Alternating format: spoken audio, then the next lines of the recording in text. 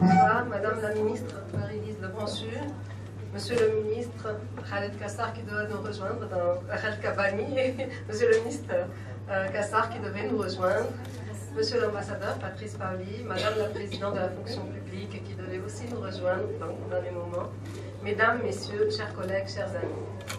Bienvenue à tous à l'Institut des Finances Bassel Foulayhan. Nous sommes ravis et honorés, Madame la Ministre, de votre présence parmi nous pour clôturer cette 5e promotion des rencontres des cadres dirigeants de la fonction publique que nous organisons avec le concours de l'École nationale d'administration en France et avec le soutien de la France-Banque, héritière en ligne directe de la première banque française installée au Liban en 1921. Nous sommes aussi ravis d'accueillir la délégation qui vous accompagne. Madame Marianne Levesque, Madame Nathalie Loiseau, Monsieur Jean Lebranchu, Monsieur Jean-Yves Rode et Monsieur Issam Taleb. C'est l'habitude de cette maison d'être un lieu privilégié d'échange, d'apprentissage, de dialogue et d'amitié libano-française.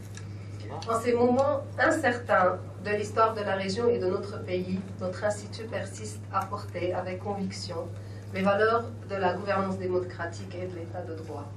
Votre visite, Madame la Ministre, intervient dans un contexte fragile de remise en question des fondements même de cet État, dans une période où chacun de nous se pose des questions profondes sur l'avenir de notre région, de notre petit pays et de nos familles aussi.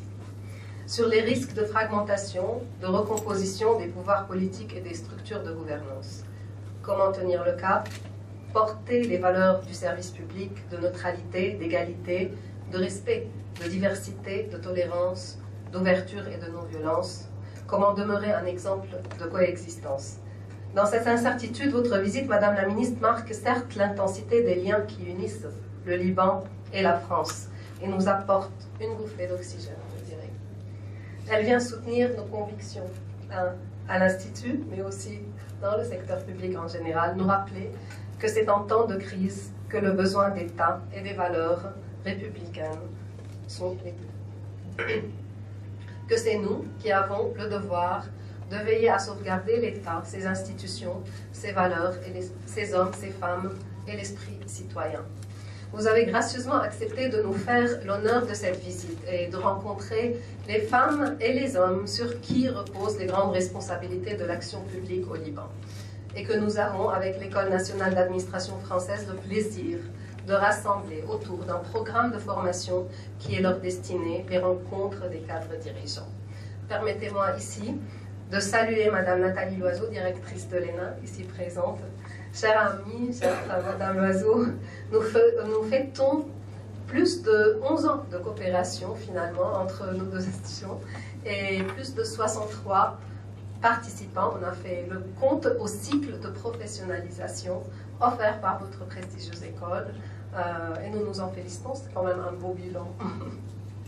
Donc 5 promotions, des rencontres se sont succédées, comme vous le savez, depuis 2010. Plus de 96 cadres dirigeants, dont 43% de femmes, et on en est très fiers.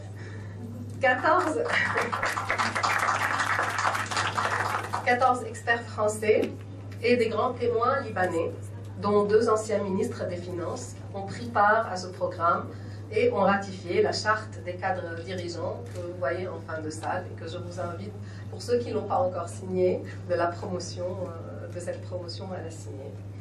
Donc l'État, c'est vous, c'est au service du citoyen et portez votre attention, Madame la Ministre, cette attention particulière à ces personnes. Vous nous rappelez qu'au-delà des crises politiques, c'est la fonction publique qui porte l'action publique, qu'elle est le pilier de toute démocratie et qu'elle a un visage humain qui demeure le garant du vivre ensemble. Et combien dans ce petit pays qui est le nôtre, cœur vibrant du vivre ensemble, ce chemin est-il indispensable?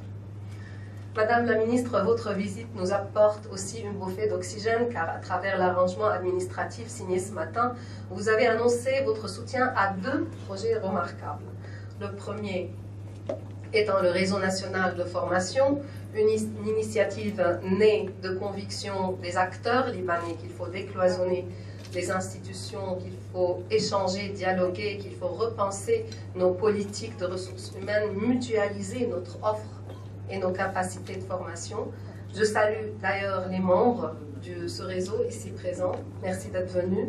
L'Institut est fier d'avoir œuvré à la création de ce dialogue interministériel, aujourd'hui soutenu par le ministre de la Réforme administrative, et d'appartenir à cette communauté de gens qui travaillent pour l'avenir. Nous sommes ravis aussi du soutien que la Direction générale de l'administration et de la fonction publique en France, dont je salue également la directrice générale ici présente, Madame Anne-Marie Levesque, nous apportera au développement de ce réseau. Bien que plus récente, Madame Levesque, notre coopération avec votre direction nous a ouvert les yeux sur les points, l'approche, compétences, métiers, expérience française nous a aidé à remodeler notre vision, nos outils, et nous les mettons aujourd'hui au service de personnes qui veulent repenser la fonction publique au Liban. Donc, on est ravis aussi. Donc, j'ai parlé de deux initiatives. Donc, voilà une. La deuxième concerne le soutien à un groupe de réflexion, mixité et gouvernance. Et vous donnez ainsi, Madame la Ministre, l'opportunité de rejoindre une nouvelle approche qui prend toute son ampleur autour de la Méditerranée, la promotion du rôle des femmes et de l'égalité professionnelle dans la fonction publique. Je suis sûre que vous n'êtes pas d'accord, n'est-ce pas, mesdames et messieurs? Donc, de l'égalité professionnelle dans la fonction publique libanaise. C'est une initiative qui est soutenue en amont par une femme remarquable, Madame la Présidente Fatmia Ouaidat, qui a récemment pris les rênes d'une institution clé de la République, comme vous le connaissez tous, le Conseil de la fonction publique.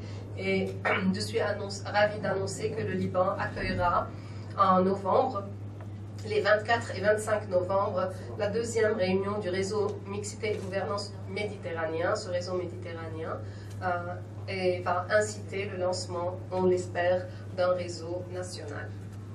Voilà, mesdames et messieurs, je voudrais conclure en remerciant la France, ses institutions, son ambassadeur, M. Patrice Paoli, ses équipes, pour leur appui continu, sans faille, pour une collaboration aussi fructueuse qu'amicale, je dirais, et notre ministre de tutelle, M. Ali Hassan Khalil, et l'équipe formidable de cette belle maison. Je remercie aussi, bien sûr, la France à Banque pour son soutien infaillible depuis 2010 et pour continuer de croire que l'État fait partie de l'avenir. Notre collaboration est un bel exemple de ce partenariat public-privé dont on nous parle tant. Donc voilà, chers collègues, les enjeux de maintien de l'État et de ses institutions sont les nôtres. Décision, action, ambition, ouverture, coopération doivent, on le sait, continuer à guider notre quotidien, quels que soient les temps et je dirais même contre vent et marée, si vous permettez. Madame la Ministre, vous avez dit dans votre interview que notre cher Bassem, notre conseiller de presse, nous avons envoyé à 3 h du matin aujourd'hui. Donc je le salue, Bassem El-Haj. Vous avez dit, Madame la Ministre, qu'entre nos deux pays, les coopérations sont plus faciles parce qu'on sait qu'on se comprendra. Que nous partageons la même langue et on sait qu'il y aura des résultats. Que le Liban est un pays qui avance toujours, quelles que soient les difficultés. Nous tous, ici présents, nous vous le confirmons, vive l'amitié entre les peuples, vive le Liban, vive la France, vive la coopération.